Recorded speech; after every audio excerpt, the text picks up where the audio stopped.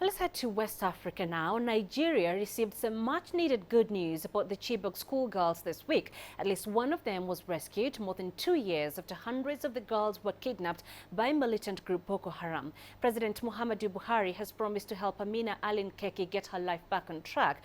Boko Haram has frequently turned teenage girls into suicide bombers, so it's likely any rescued girls have suffered massive psychological damage. The challenge now is determining the extent of that and whether Nigeria has the capacity to effectively treat any psychological ailments. Well, let's get you more on that story now. I'm joined live from Abuja by CCTV Sophia Dengo. So, Sophia, President Buhari saying he will do whatever it takes to get this girl's life back on track. But what exactly that will it take, really? What does that entail to get these girls' lives back on track? Well, I believe what President Muhammadu Buhari was spelling out when he did meet Amina Ail Nkeki this week is that the Boko Haram intention for these young girls not to continue their schooling would definitely not be the end result for this young woman and many others who would be rescued, and that her education would be restored and the support for her family and her community really in terms of what the state government can do to these victims. But going beyond that, there is a considerable amount of intervention that will be required to put many of these girls who have escaped either by their own volition or have been rescued really through communities and really through directing a lot of these girls to safety, integrating them into familiar territory and really reassuring them that they are no longer in the hands of their captors and are indeed free. Penina. Yeah, but Sophia, what sort of psychological damage have these girls suffered?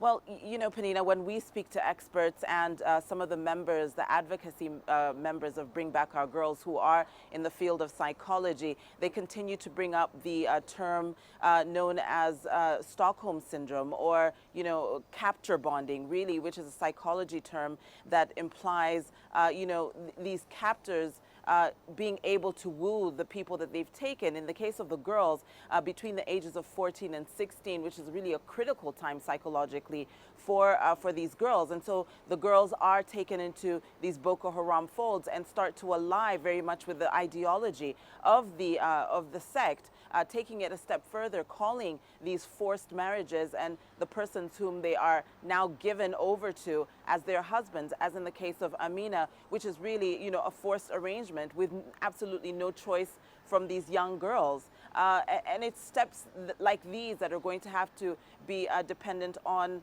programs. Currently, the Nigerian American University up in the north is specializing in rehabilitating girls who have been rescued or have ran from Boko Haram, running programs that entail not only restoring their education, but also a component of psychology and counseling. It's often also realized when we spoke to members of UNICEF that often when these girls are reintegrated into their communities, they suffer a considerable amount of stigma, with their communities calling them Boko Haram wives or branding them, their children, as a result of these acts of sexual violence, Boko Haram babies. So it is a considerable amount of psychological damage that has been done to these young girls, and there is really no telling how much time experts say will take for these girls to get back to a sense of normalcy. But at the moment, it will definitely take a considerable amount of extreme psychological attention. Yeah, Penina. Understandably, Sophia, because these are very young girls, 14, 16 years. So what treatment do they require, and does Nigeria have the capacity to provide it? Well, we will say that Nigeria definitely has the capacity. They have proved it through, various community interventions that they do currently have going on, not only with the Chibok returnees, but also with over 2 million children who are displaced in this geographical area. And because of these conflicts, you find large aid agencies coming in to really support in these efforts of treating by first aid and providing medical treatment, but also providing, going a step further in addressing these psychological needs. And the Nigerian government is very much in partnership with many of these aid agencies to follow that through. Penina. All right, Sophia Dengo live for us in Abuja. Many thanks, Sophia.